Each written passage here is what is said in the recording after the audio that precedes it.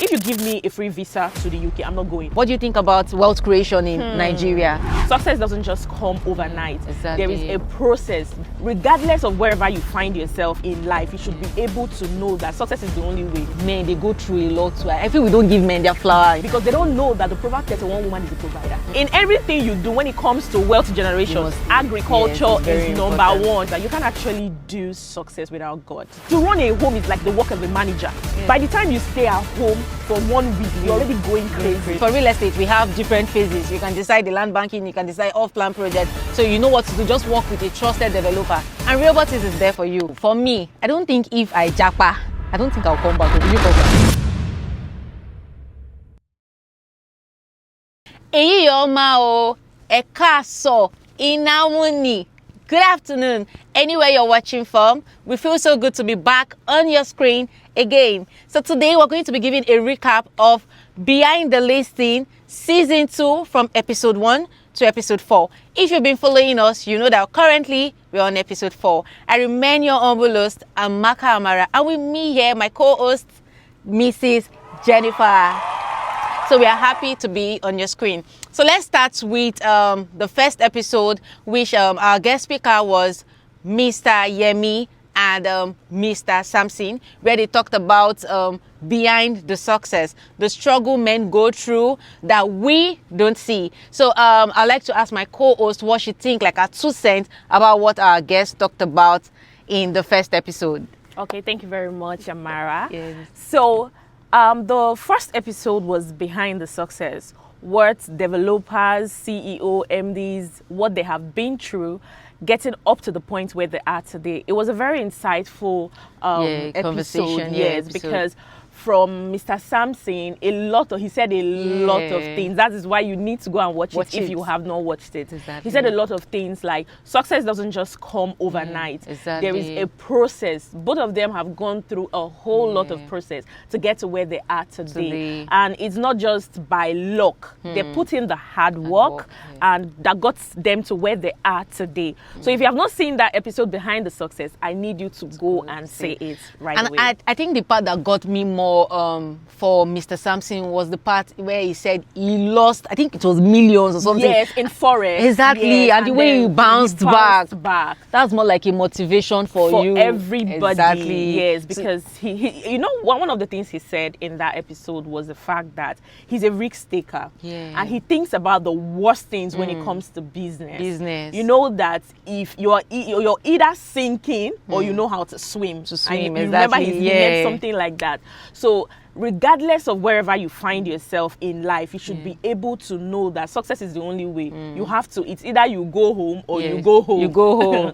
So you have with to that episode, I feel men, they go through a lot too. I feel we don't give men their flower in today's economy. Exactly. Because imagine all of the things that he said that got him to where. And when you see them, they come out, they still smile. They put on that smile on their face. Exactly. Nobody knows. So please start giving men their flowers from today. They need it. Okay, so going forward to episode 2, where we had Mr. Bosco and Mr. Bode, where we talked about investing in agriculture and also investing in real estate. Which do we think is better, or which do we think people should put their money in? So Ms. Jennifer, what do you think about, what's your 2 cents about? So first things first, in Nigeria currently, if you're living in Nigeria and you're seeing this, you know that food is the most basic thing right now. So when you talk about food, you talk about agriculture. And so when you talk about agriculture, you're talking about farmland, farm banking. So agriculture is like the ultimate right now. Everybody's going back to the farm. Yeah, and the fact that everybody is even like the whole struggle about the kidnapping, election, people are still eating. People are still eating. If you go online and then you hear people talk about insecurity, I'm not making sales, the country is hard.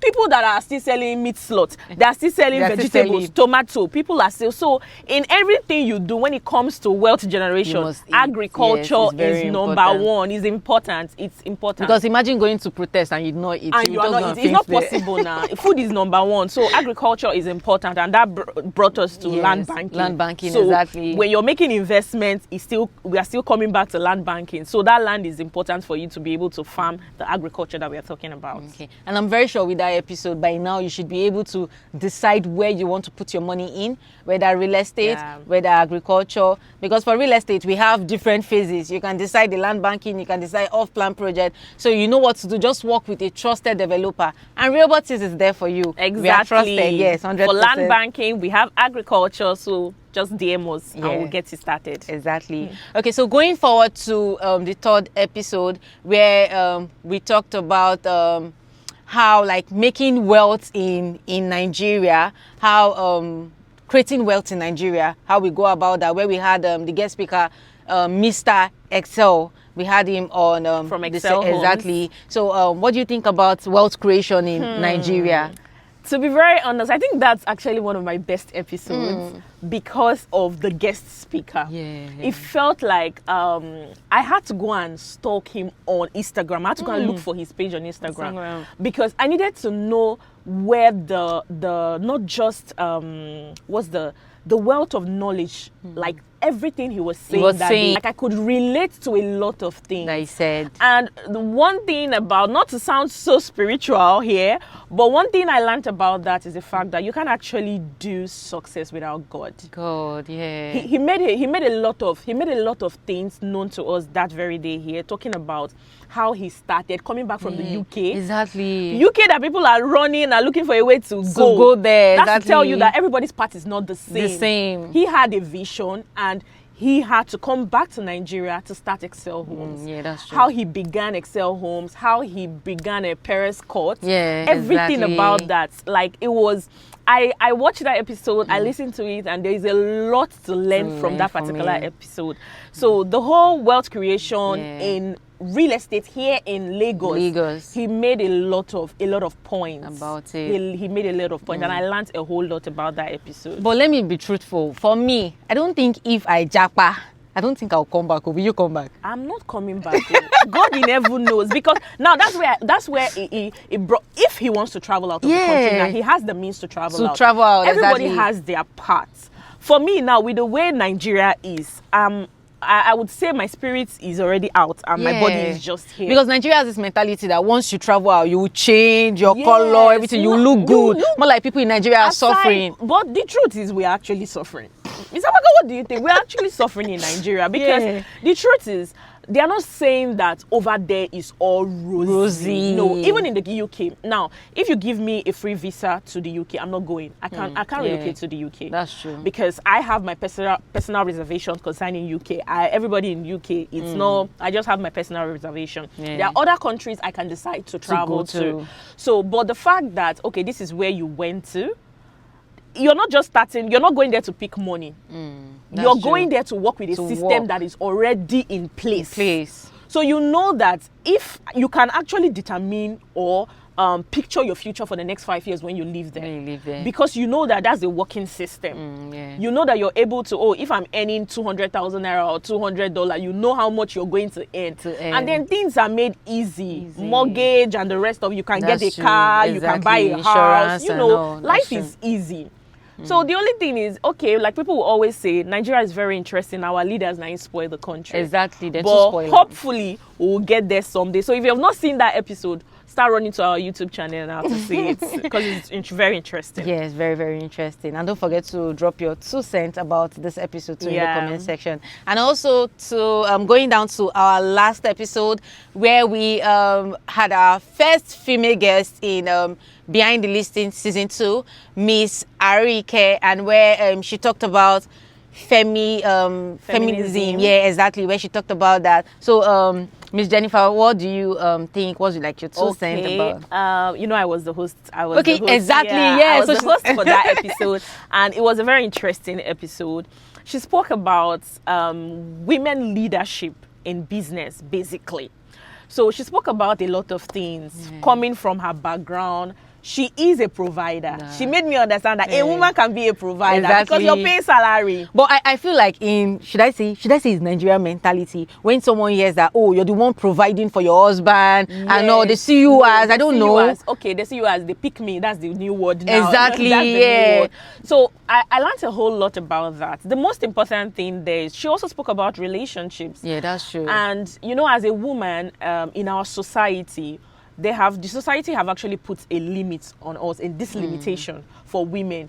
You don't expect a woman to go beyond this. And then when you're even going beyond that, they have already pictured the kind of man you should even end up with. Exactly. They have already pictured how your future should be. They have kept women in the box for far too long. And she's trying to tell us, she came on board and she was telling us that as she's like this, she's a provider. Yeah. She has people that she pays her salary. The most important thing about the whole, society standard, you don't have to listen to people.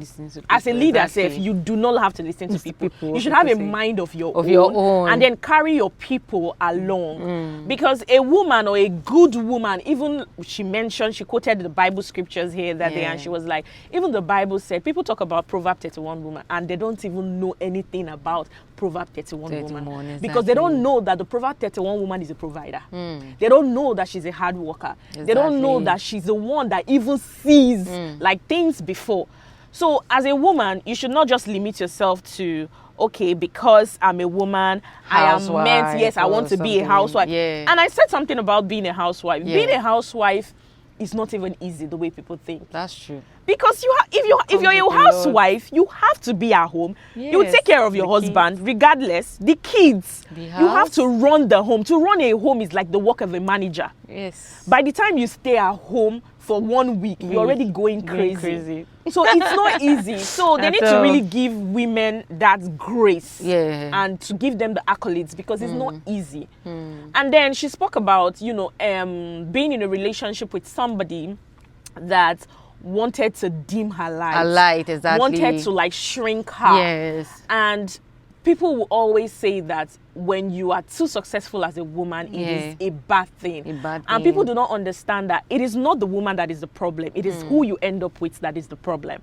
Because a man should be able to even push you into the limelight. He should be able to, engineer you, if that's a word, to push you to become your full potential as a woman. Your success as a woman should not intimidate any man. Rather, it should make him to even be like, oh, that's my wife. That's my woman. I am proud of her any day, anytime, because that's the woman that is going to raise your kids. Exactly. So you should be proud. But like I'll always tell people, and I'll always tell my friends, when you meet men that always want to dim your light, they feel like you're too loud, you need to be, calm. You should just know that those are men beneath you. You need to raise your standard, because that's not for you. You should be able to be with somebody that would even push you, be like, oh, what are you doing? What's your vision for your business this year? Yeah. What do you want to do? Like, she's into the beauty industry. Her man should be like, how can which I support country? you? Yes, which country are you going to? Do you want to go to Vietnam? Have you gone to China? The way everybody's going to China. What does it take for you to start, pulling people into your business to be able to grow the business? Because at the end of the day, if you get married to that kind of person, if anything should happen to the man is he can beat his chest to say this woman will be able to hold down the house, the home, for any period of time till I'm able to come afloat.